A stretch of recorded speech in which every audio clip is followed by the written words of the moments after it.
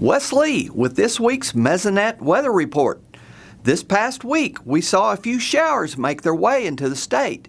This 7-day rainfall map shows a nice 1-inch plus band through central Oklahoma and into the far southeast.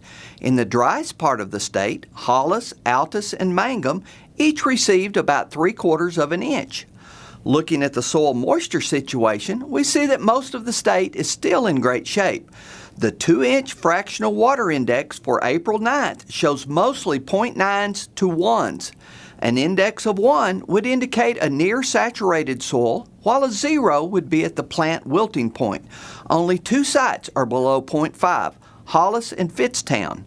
Deeper in the soil, at 4 inches, we see a similar trend.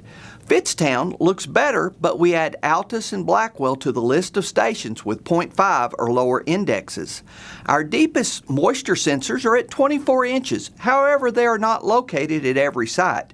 Of the sites reporting, none are close to the 0.5 index level.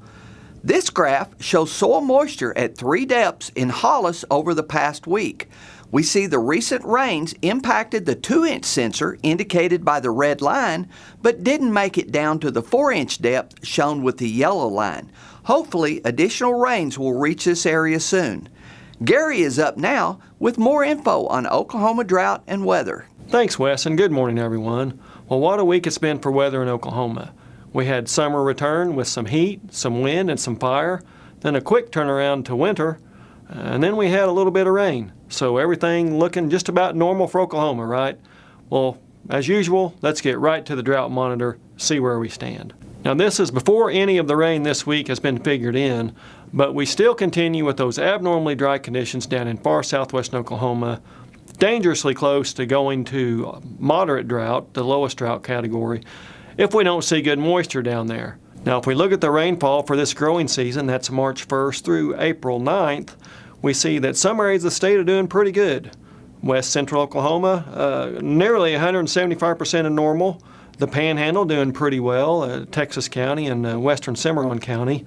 But other parts of the state, especially across eastern Oklahoma, they're from 50 to 75% of normal. With those deficits, a couple of things that have been working in our favor are the lack of sunshine, so a lack of evaporation, and also a lack of those really high temperatures.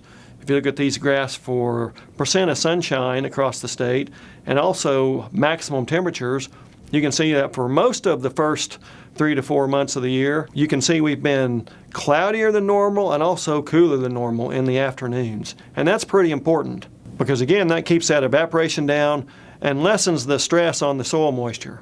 So now we enter the warm season, the real warm season, as we go from April into May and then into June, and that's when the rainfall is much more important. And that's it for this time. We'll see you next time on the Mesonet Weather Report.